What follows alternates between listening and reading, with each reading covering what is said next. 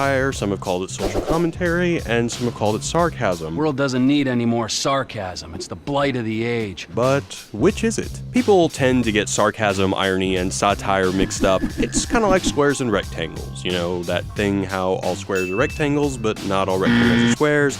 Or is it vice versa? We need a math channel. Welcome to this special episode on social commentary, satire, and parody in Grand Theft Auto 5.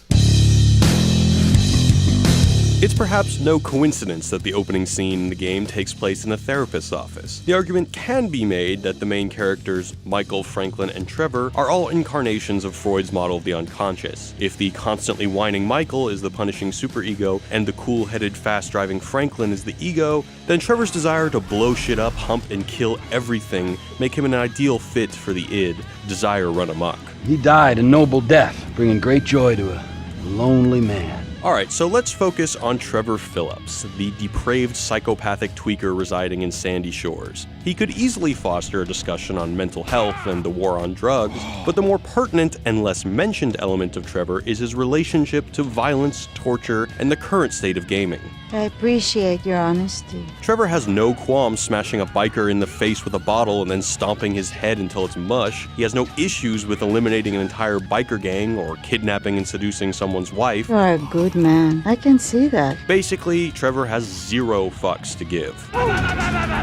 Trevor is, in a sense, the personification of the average GTA player, the shit-talking crazy person people become in sandbox worlds. Trevor reflects the sociopathic behavior that most players exhibit when they play a GTA game. In this way, the game forces the viewer to confront the actual personification of their actions. While most people might argue that the function of this franchise is catharsis, to act out in the virtual world and then go back to their peaceful existence having fulfilled their impulse, it can be argued that the very deliberate psychotic nature of Trevor suggests something else. When presented with a choice to indulge in debauchery, to satiate their most violent urges, people tend to be pretty messed up. Trevor presents us with the more radical possibility that deep down inside we're all violent sickos. The terror and macabre pleasure we derive from Trevor's actions force us to confront this. Trevor essentially presents a metafictional element to the game. Traditionally defined as fiction about fiction, we would have to adjust our definition and wording to say something like Grand Theft Auto presents us with metagaming,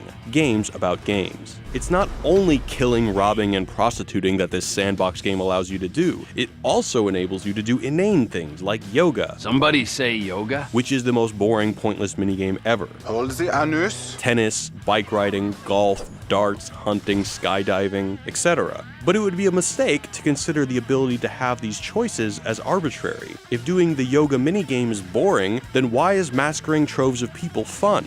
The game has received so much flack over the years for supposedly empowering the gamer to random acts of violence, but in GTA 5, the player is presented with viable, peaceful alternatives. Playing the yoga minigame is just as viable as random drive-bys, yet people usually choose to bask in destruction and chaos. In that way, the game developers make a statement about how we project our own psyche and desire onto the game, and not the developers empowering us. Nowhere is this clearer than the most controversial scene in GTA 5, where Trevor tortures an informant for the FIB. Look at me, I am a genuine government man.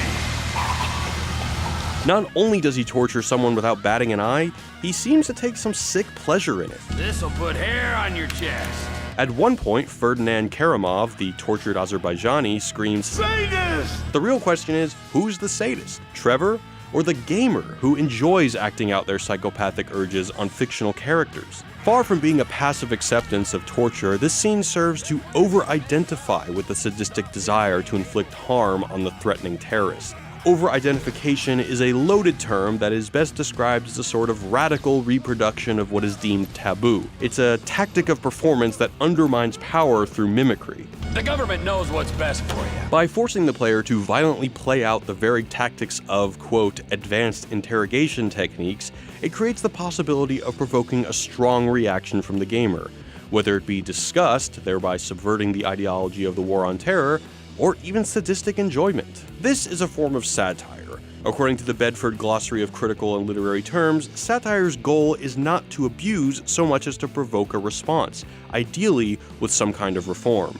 It's easy to lampoon a character that wakes up in his underwear under a bridge covered in puke and blood and has no problem murdering an entire gang to take over their turf, but the more difficult thing is to see how Trevor's explosion of the fourth wall creates a reflection for the gamer that forces a confrontation with our true psychic selves and our actual feelings about gruesome violence. I'm sorry I showed my thingy, okay? Continuing on to part 2, in which we interrogate Michael DeSantos, the California lifestyle, parody, and the media. Like Mel Brooks' movies, the world of Los Santos is a somewhat askew representation of reality. In many ways, Grand Theft Auto is a parody, or as it is defined, a form of high burlesque that imitates a specific literary work or style of an author for comic effect, usually to ridicule or criticize that work, author, or style. Parody is often used to make a satiric or even political point. Android phones are Badger phones. Apple is replaced by iFruit. Fox News is Weasel News, even complete with a fictional news ticker. American Idol is Fame or Shame. The Mark Zuckerberg, Bill Gates, and Steve Jobs of the world are all combined to make Jay Norris. Google Maps is iFind, and Facebook is Life Invader. Michael DeSantos, a retired bank robber in witness protection, provides a conduit to discuss the cliché California lifestyle concerned with the economy, capitalism, personal fitness, paparazzi, celebrity, and all forms of media. Michael is the only character that routinely watches TV and is enamored with old movies, a parody of the stereotypical Los Angelino. Likewise, Michael's wife is enamored with her tennis coach and her yoga instructor. Back into my pelvis. Michael one-straps his backpack, listens to horrible music. His son has identity issues. Come on, dude, I get real crazy. His psychologist is utterly inept, cynical, and greedy. Family work is a little more expensive. What, double? Squared. And his daughter messes around with porno dudes. Michael, like most snowbirds that navigate to California on permanent vacation, has Hollywood problems. Even his criticism is decidedly Californian. Go to college, then you're gonna rip people off and get paid for it. It's called capitalism. Michael rails against capitalism, but doesn't risk anything. He's still chasing that San Andrean dream. I was just lost in an 80s movie fantasy. Michael is smug in his criticism of capitalism, but he still owns a yacht, a fancy house, tricked-out cars, several giant televisions, a tennis court, pool, and a decent collection of snazzy cargo short with sandal ensembles. Michael doesn't really challenge the underlying logic of consumption. He just sort of complains, like most people in Hollywood. Hypocrisy, Franklin. Civilization's greatest virtue. The setting of the game world itself is a tongue-in-cheek play on real California locations. Vespucci Beach is Venice Beach, Vinewood is Hollywood, Del Perro Pier is the Santa Monica Pier, the famous Watts Towers are renamed the Jefferson Towers, Compton is reimagined as Davis, Long Beach is Cypress Flats, the Pacific Palisades are renamed the Pacific Bluffs, Bel Air becomes Richmond, or Rich Man, and the Salton Sea is renamed the Alamo Sea, where the surrounding desert in GTA is the Sandy Shores, where in reality, that area is the hipster sands of the Coachella Valley. Grand Theft Auto 5 goes to ridiculous lengths to ensure verisimilitude. The amount of hours and labor spent to create such an enormous living, breathing environment is outstanding. The attempt to create a world that seems real to the player is commendable, but perhaps at times a little bit too real. To the point that Lindsay Lohan has sued Rockstar over the use of her likeness for the creation of the character Lacey Jonas, a former child star who has exiled her parents and is constantly mobbed by the paparazzi. Oh shit, here they come! Go, go, go! Lose them! Sound familiar? GTA 5 presents an all-out criticism of our media-driven world. All forms of radio, television, film, and social media are fair game. Some of the most stinging criticisms come when you're driving from place to place listening to talk radio. There's soon to be nothing left in America but reality TV and property that nobody can afford. The gaming and tech industries aren't exempt either. Jimmy plays a strange game where you slaughter pigs, Michael infiltrates the Life Invader campus to find coders unable to close copious, not safe for work pop-ups and run simple antivirus software, and Lester is constantly shouting while he undoubtedly teabags the people he domes in his first-person shooter. Domed! I domed ya! If Trevor serves as a way to criticize the ever-encroaching onslaught of drugs and violence in the media, Michael is perhaps the most cynical character. Michael's storyline digs at the feeling of emptiness inherent in the shallow upper-class California lifestyle, of a lifestyle built around appearance, a world of plastic surgery, self-help, leisure, and misery. Continue with Female Bob. guys are going to the final. Our third section, in which we discuss Franklin, the commodification and appropriation of black culture, and white-collar crime. Franklin Clinton, an ambitious youth from South Los Santos, serves as a sort of catalyst for the game. Franklin's repossession of Jimmy's vehicle is the precipitating event that brings Michael out of retirement. But it is Franklin's role in the market that serves as a critical starting point for our discussion. When Lester asks Franklin to make moves to ensure the manipulation of the stock market, an interesting contrast is made. No matter how many people disappear, no matter how suspicious the deaths may be, no matter how much money is made betting on the stock market, no one is ever sent to jail. You literally cannot get caught for insider trading in GTA 5, which is pretty funny given Franklin's hatred of pyramid schemes. That's some fucking pyramid scheme bullshit. If GTA is a satire on our contemporary condition, is it any wonder that the people that make millions and billions of dollars dubiously rarely ever see the inside of a jail cell? Some of the government, some of it is pretty corrupt. Not your bit, right? Yes, but we're corrupt in a good way. While economic corruption may be something that goes unpunished, it doesn't mean the police aren't out in force. The lack of effort to capture white-collar criminals is contrasted with the very real violence that people deal with in the inner city. Whether it be criminal in nature or the violence from the police, the LSPD's motto is literally obey and survive. The LSPD are a caricature of the LAPD, whose history of race relations is, well, stellar. See what I did there? That's sarcasm. Complicated relations with race are explored with Franklin.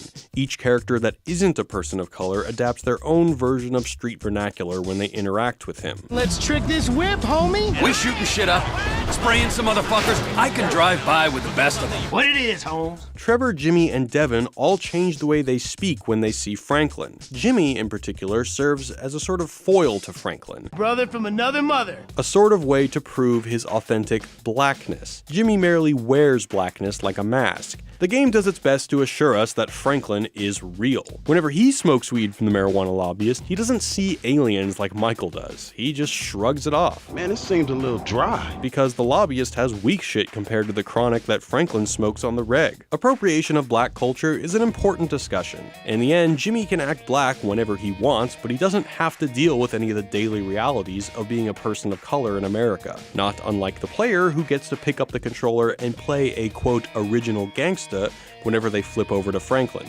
This is much deeper than it seems. The player is allowed distance from the racial politics of GTA. They believe themselves to be part of the solution and not part of the problem. They aren't acting like Jizzle. It's hot out there on the streets like a pimp, ain't it? What GTA 5 confronts is the desire for a guilt-free solution to racism, by asking the player to laugh at white people awkwardly attempting to pass as black, while they literally control a stereotypical shadow of a black male. Which is pretty ironic given the number of white kids in the suburbs feeling smug because they know they aren't Jizzle. At least they think they aren't. They may not have the poser swag and stupid name, but they do get to participate in drive-bys, get in gang wars, and smoke weed, all while believing Franklin to be an accurate depiction of an authentic black male.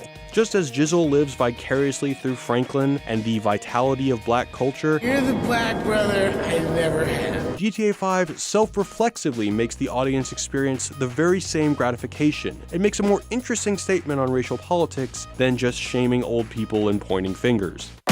To say that GTA 5 can be reduced to just a game about stealing cars and blowing stuff up is perhaps a mistake. I mean, it's about so much more, like strip clubs, drug deals, and turf wars. Sure, it's possible to focus on the sensational aspects of the game, but to just see it as something that glorifies sex, violence, and drug use is to choose to be on the outside of a long string of inside jokes. To paraphrase a popular song about missing the point, you'd be the type of person who likes to sing along and shoot their gun, but you wouldn't know what it means. Michael, Trevor, and Franklin all serve to destabilize the player's ability to believe in the validity and seriousness of the world that they play in.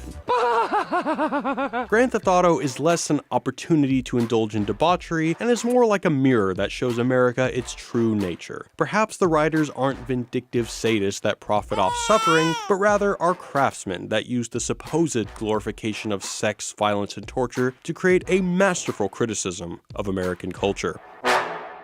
As always, thanks for the support. I really hope you enjoyed this video. Exploring the deeper meaning of video games like GTA 5 is a new thing for us at Wisecrack, so we'd love to hear your thoughts, so be sure to leave us a note in the comments section below. And if you want to be notified when a new video comes out, please be sure to subscribe. We've got some great episodes around the corner, including breakdowns of Fallout, Halo, and all 5 seasons of Breaking Bad, so just subscribe, alright? And if you want some more smart stuff about video games, be sure to check out our friends over at The Game Theorists. We work with these guys a lot, and their videos are awesome. Check out their channel here, where you'll be exposed to Matt Pat and his crazy theories on video games like Five Nights at Freddy's, Super Mario Bros., Super Smash Bros., and more. And since you just watched our video on GTA 5, you might want to check out their episode of Game Theory, Are GTA 5 Cops Racist? So click here to check out the Game Theorist channel, and be sure to subscribe for more smart stuff about video games. Alright, enough for me. I'm gonna go experience my true psychic self by blowing some shit up. Peace.